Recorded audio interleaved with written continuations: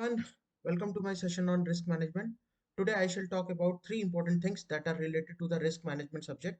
These are number one, what is risk identification? Number two, what is risk attitude? And number three, what is risk appetite? So let's start this particular session by understanding the risk identification process. As I talked about the risk management process earlier, so let us understand about the risk identification process. It is the process of determining the risk that could potentially prevent the program, enterprise, or investment from achieving its objectives. It includes the documenting and communicating the concern. So when we talk about the goal of risk identification, the ultimate goal of identifying the risk is to identify the risk to the activity objectives with the aim of minimizing the threats while maximizing the opportunities. This will include certain points. Number one, identifying the threats and opportunities to the activity. Number two, preparing the risk register for the organization.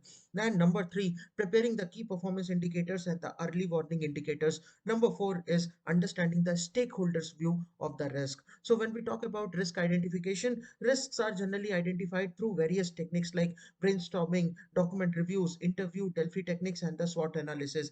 Additional identification method may be via the checklist. You have assumption analysis, you have diagrammatic techniques, and then finally, we can say that all these techniques are useful for the risk identification. Let's move further to understand what is basically documented in a risk register. So the results of the risk identifications are generally recorded in the risk register, which includes a list of identified risk along with their sources, potential risk responses, and the risk categories. This information is used for the risk analysis, in which in turn will support creating the risk responses. So when we talk about risk identification, the major work on risk identification is usually done in the beginning of a project. It is important to remember that risk identification is an iterative process. New risk can be identified throughout the project life cycle as the result of the internal or external changes to a project. So as we have now understood the risk identification process, let's go further and understand what is risk attitude. So when we define the risk attitude, we should must understand what is a risk. So risk can be defined as an uncertainty that could have a positive or negative effect on one or more objectives. And attitude is a chosen state of mind. It is a mental view or disposition with regard to a fact or a state. So combining the two will give you the working definition of the risk attitude as the chosen state of mind with regards to the uncertainties that could have a positive or negative effect on the objectives. Or more simply, we can say that risk attitude is chosen response to perception of significant uncertainty.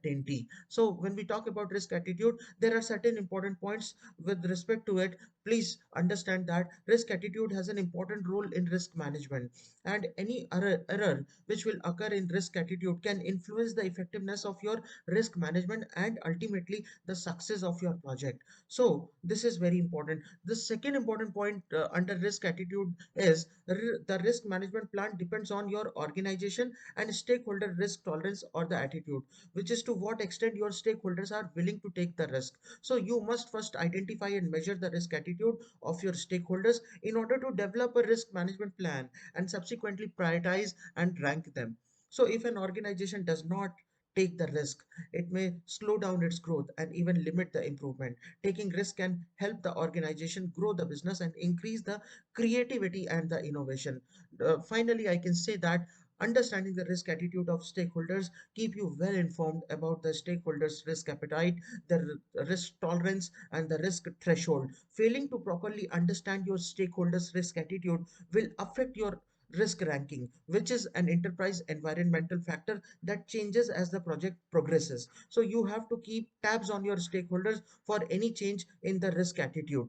Now, moving ahead, let us try to understand what are basically the different types of risk attitude. So an organization or person can have the three most important types of risk attitude, which, or we can say that the organizations or the persons can be classified into three categories based on their risk attitude. These are: number one, the risk averse; number two, the risk seeker or the risk taker; and number three, the risk tolerant. So some people are scared to take a risk, while some people are neutral to them and others enjoy them. Attitude is inherent and it is something you are born with. So risk aversion is uncomfortable with the uncertainty, through the risk tolerant, which means the no or no strong response towards the risk, or the risk seeking, which means welcoming the uncertainty. So let's understand what is a risk averse organization or a risk averse stakeholder. So risk averse means the risk opposing.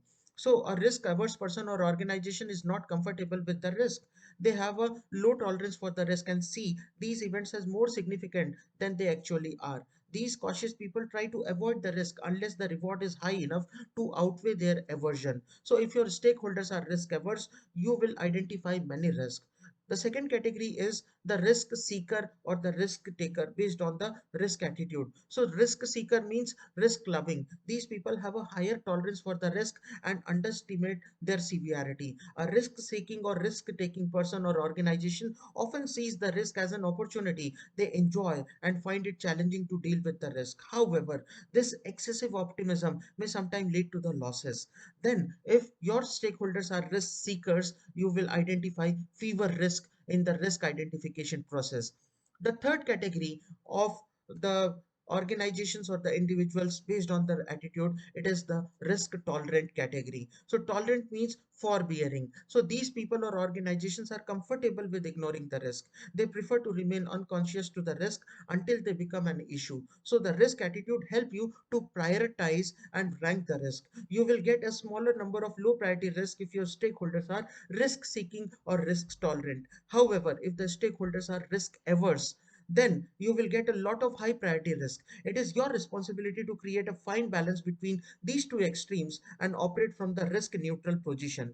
Finally, let us try to understand what is a risk appetite. So the dictionary meaning of the word appetite is the desire for satisfying the needs, especially food desire to satisfy the taste. Similarly, in the case of investment, the desire is for the satisfactory returns on the investments. So appetite represents the amount of risk that an individual or organization is prepared to take in order to achieve their objectives, and is most evident in the identification step of the procedure. So there is a P3 manager who is called as the project program and portfolio manager that needs to understand the host organization's risk appetite as it applies to the work and the risk attitudes of the team members and the stakeholders.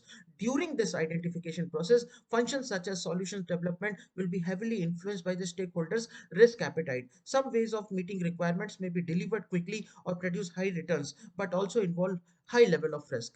These would be acceptable to the risk seeking stakeholders, but not to those who are risk averse. Not all the stakeholders will be the same. So, from an investor's perspective, risk appetite is the variation he is ready to accept in returns. The variation can be both positive as well as negative. It is risky for an organization to have a risk appetite greater than the risk capacity.